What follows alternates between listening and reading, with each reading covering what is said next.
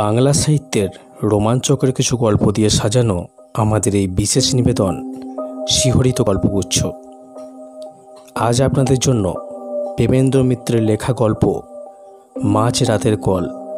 শুরু হচ্ছে মাঝ রাতের কল।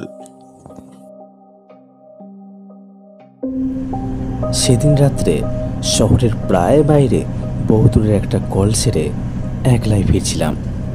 একে দারুণ শীতে বছর, তার উপর রাত অনেক হওয়ায় ঠান্ডা অত্যন্ত বেশি পড়েছিল।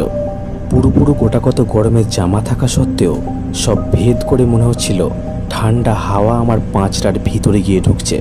আসছিলাম আমার পুরনো মোটরে। এ মোটর আমি আজ 10 বছর ধরে একাই চালিয়ে ফিরছি, কিন্তু এখন মনে হচ্ছিল সঙ্গে একজন সফর থাকলেই বুঝি ভালো হতো। এই দারুণ শীতে স্টিয়ারিং হুইল ধরে সমস্ত হাওয়ার ঝাপটা সহ্য করার চেয়ে কষ্ট আর কিছু নাই। আমাদের শহরটি অত্যন্ত ছড়ানো। বড় বড় কয়েকটি রাস্তাকে আশ্রয় করে চারিদিকে অনেক দূর পর্যন্ত সে বিস্তৃত হয়ে আছে, কিন্তু জমাট বাঁধেনি।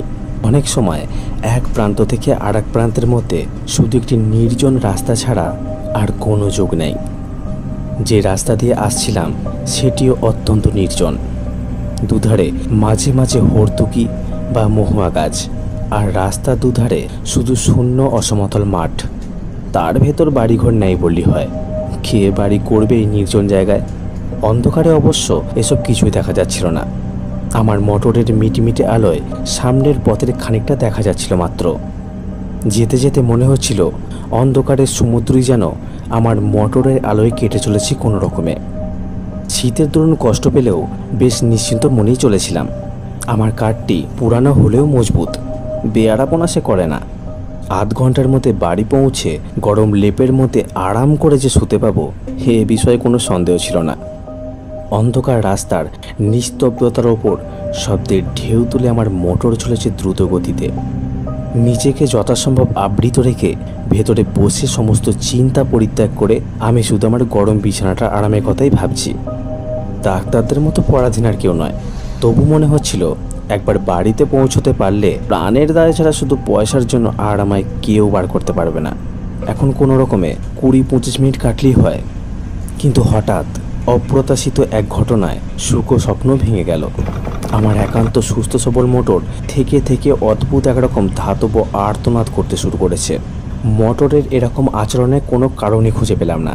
আজ দুপুরে আমার মোটরে ভালো রকম সেবা শুশ্রূষা হয়ে গেছে, কোনো রকম রোগের আভাস তার ভেতর তখন ছিল না। হঠাৎ তার এরকম আকস্মিক বিকারের কারণ তবে কি? এই দারুণ শীতের রাত্রে অন্ধকার নির্জন এই পথের মাঝে মোটরের এই বেহারাপনায় সত্যি ভীত হয়ে উঠলাম। এখনও প্রায় 7-8 মাইল পথ বাকি। রাস্তার মাঝে মোটর সত্যি অচল হয়ে গেলে করব কি? এই রাত্রের ডাকেও সঙ্গে লোক না আনার নির্বুদ্ধিতার জন্য এবার নিজের উপরই রাগ হচ্ছিল। সঙ্গে একজন লোক থাকলে তবু বিপদ অনেক সাহায্য পাওয়া যেত। দেখতে দেখতে মোটরের আর্তনাদ আরও বেড়ে উঠল। সঙ্গে সঙ্গে মোটরের বেগও মন্ত্র হয়ে আসছে বুঝতে পারলাম। মোটর চালনার সমস্ত বিদ্যা প্রয়োগ করেও সুরা কিছু করতে পারলাম না। কাতরাতে কাতরাতে খানিক দূর গিয়ে আমার মোটর হঠাৎ রাস্তার মাঝে এক জায়গায় একেবারে থেমে গেল। আর তার নড়বার নাম নেই। চেষ্টাটা আমি তখন ত্রুটি করলাম না, কিন্তু আমার পীড়নে অস্ফুটভাবে একটু কাতরুক্তি করে ওঠা ছাড়া আর কোনো সাড়া সে দিল না। ভয়ে দুর্ভাবনায় সত্যি তখন আমার সমস্ত দেহ আড়ষ্ট হয়ে এসেছে। মোটর ফেলে এই দারুণ শীতের মাঝে 7-8 মাইল জনহীন পথ হেঁটে যাওয়ার কথা তো কল্পনাই করা যায় না। এই মাঠের মাঝে মোটরে সারা রাত কাটানো অসম্ভব। এখন উপায়? ডাক্তারবাবু! হঠাৎ বুকের ভেতর হৃৎপিণ্ডটা যেন লাফিয়ে উঠল। এই জনশূন্য পথে এমন সময় কে ডাকলো? আবার শুনতে পেলাম, ডাক্তারবাবু! এদিক ওদিক অন্ধকারে তীক্ষ্ণ দৃষ্টি নিক্ষেপ করে এবার দেখতেও পেলাম পথের ধারে ঝাঁকার একটি গাছের পাশে আবছা একটি দীর্ঘ শীর্ণ মূর্তি দেখা যাচ্ছে। হঠাৎ এমন জায়গায় কেমন করে সে উদয় হলো বুঝতে না পারলেও সাড়া দিয়ে বললাম, কে কে তুমি? মনে তখন আমার একটু আশার রেখাও দেখা দিয়েছে। তার আবির্ভাব যেমনই বিস্ময়করই হোক না কেন, লোকটার কাছে সাহায্য পাবার সম্ভাবনা তো আছে। লোকটা সেই জায়গা থেকেই বললে, আমায় চিনবেন না আপনি? চেনবার জন্য আমি তখন ব্যস্ত নই, আমার সাহায্য করবার জন্য একজন লোক তখন দরকার মাত্র। সেই কথাই তাকে বলতে যাচ্ছি, এমন সময় লোকটা আবার বললে, আপনাকে একটু আসতে হবে ডাক্তারবাবু, ভারী অসুখ একজনের। এমন সময় এই অনুরোধে বিরক্ত যেমন হলাম, আশ্চর্য হলামও তেমনি। ঠিক এই সময় রাস্তা ঠিক এই জায়গায় রুগী কি আমার জন্য তৈরি হয়ে বসেছিল? লোকটা আমার মনের কথাই যেন আঁচ করে বললে, হে ভগবানের দয়া ডাক্তারবাবু, এমন সময় আপনাকে এখানে পাবো স্বপ্নেও ভাবিনি, অথচ না পেলে কি বিপদই যে হতো। বেশি কথাবার্তা তখন আর ভালো লাগছিল না, একটু বিরক্ত হয়ে বললাম, কোথায় তোমার রুগী? লোকটা এবার নিঃশব্দে অন্ধকারের ভেতর একদিকে হাত বাড়িয়ে নির্দেশ করলো। সেদিকে চেয়ে দেখলাম সত্যি দূরে একটা বাড়ির আলো যেন দেখা যাচ্ছে। এরকম নির্জন প্রান্তরের মাঝে এরকম বাড়ি খুব কমই থাকে। হঠাৎ এরকম জায়গায় এমন সময় যাওয়া একটু বিপজ্জনক। তবে শত্রু আমার কেউ তো নেই, এবং সঙ্গে টাকা করেও নিতান্ত সামান্য, এই যা ভরসা। একটু ভেবে নিয়ে জিজ্ঞাসা করলাম, কি অসুখ? উত্তর এলো, জানি না ডাক্তারবাবু, কিন্তু অত্যন্ত সঙ্গীন অবস্থা। তাড়াতাড়ি না গেলে বোধহয় বাঁচানো যাবে না। দোহাই আপনার, চলুন ডাক্তারবাবু। কোথায় নিজের বিপদ সামলাবো, না হঠাৎ রাস্তার মাঝে মাঝরাতে যেতে হবে পরের চিকিৎসায়? তবু ডাক্তার মানুষ, জীবন মরণের সমস্যা শুনলে চুপ করে বসে থাকতে পারা যায় না। বাধ্য হয়েই তাই বললাম, চলো। মাঠের ওপর দিয়ে সরু একটু পথ, অন্ধকারে ভালো করে দেখাই যায় না। তাই ধরে লোকটার পিছু পিছু মিনিট 5 হেঁটে একটি বাড়ির উঠানে এসে দাঁড়ালাম। সামনে একটি ঘরের দরজা থেকে আলো দেখা যাচ্ছে।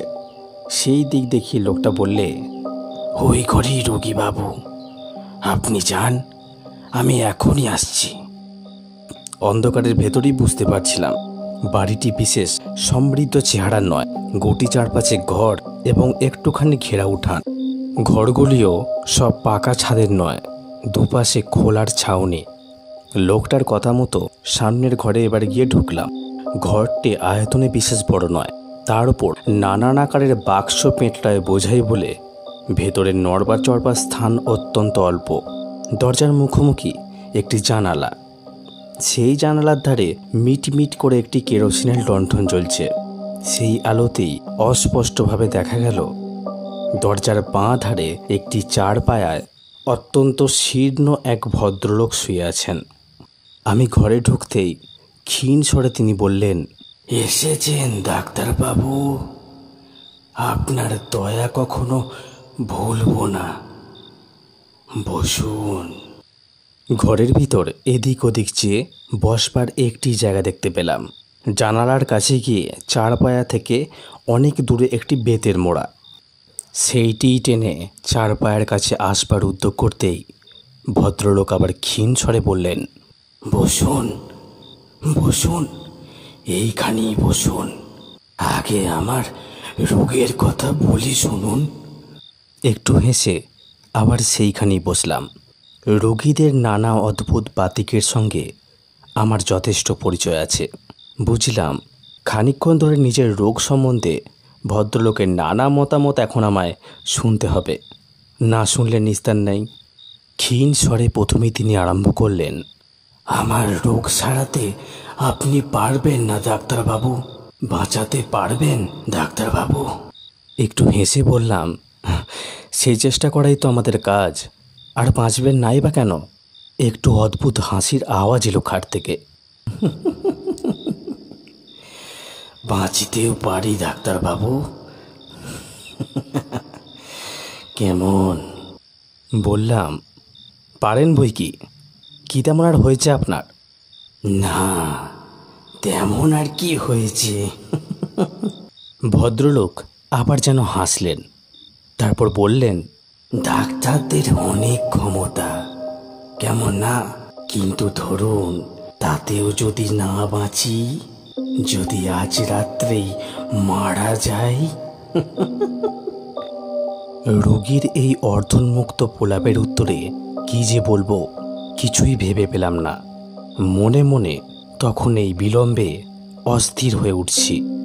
রোগী আবার বললেন, যদি আপনি থাকতে থাকতেই মারা যায় ডাক্তারবাবু, কি হবে তাহলে?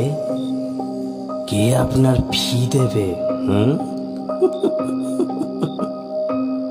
আচ্ছা, পাগল রোগীর পাল্লায় তো পড়া গেছে।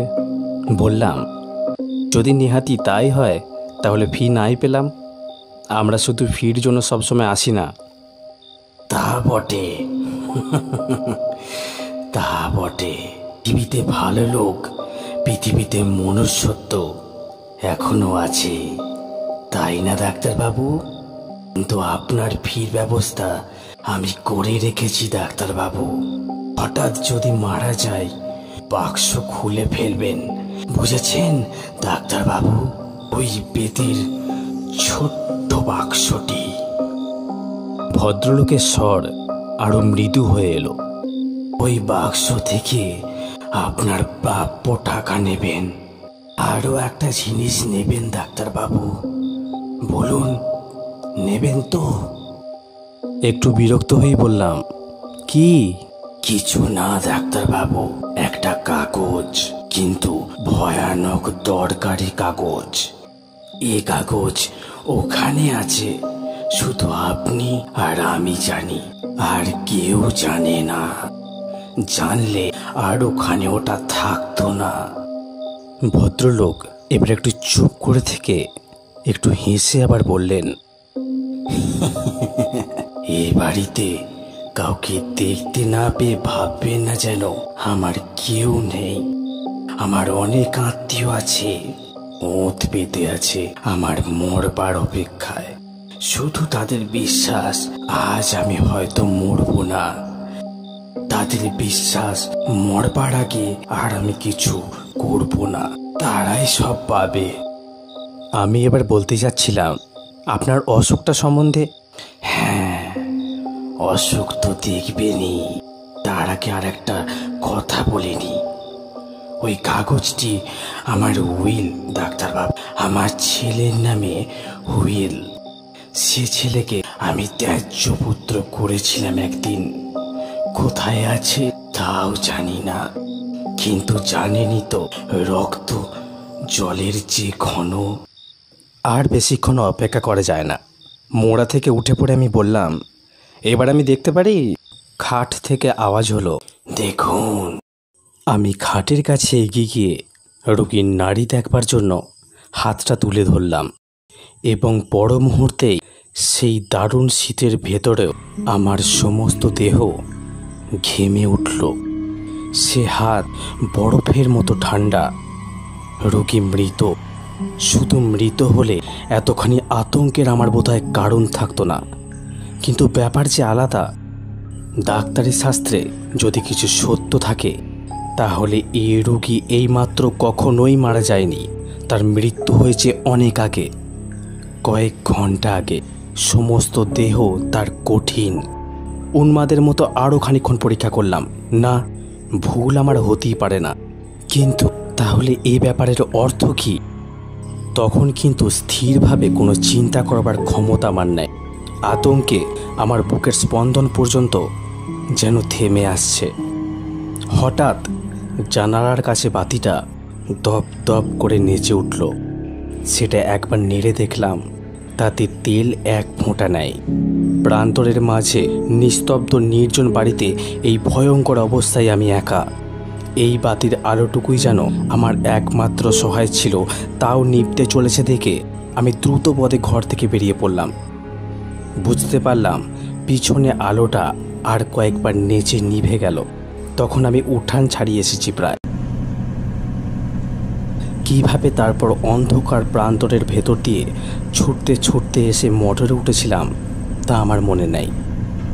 মোটর চালিয়ে শহরের মাঝ বরাবর আসবার পর আমার যেন স্বাভাবিক জ্ঞান ফিরে এলো। সবচেয়ে আশ্চর্য ব্যাপার মনে হলো, মোটরের এই চলা। খানিক আগে অদ্ভুতভাবে যে মোটর বন্ধ হয়ে গিয়েছিল, হঠাৎ এবার বিনা চেষ্টায় আপনা হতে সে মোটর এমন সুতরে গেল কি করে?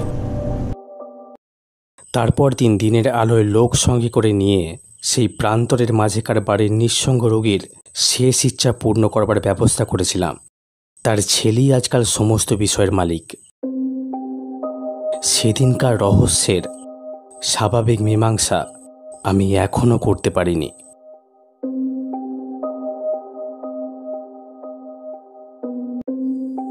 শেষ হলো মাঝরাতের কল। গল্পটি কেমন লাগলো কমেন্ট করে জানিয়ে দেবেন। ধন্যবাদ।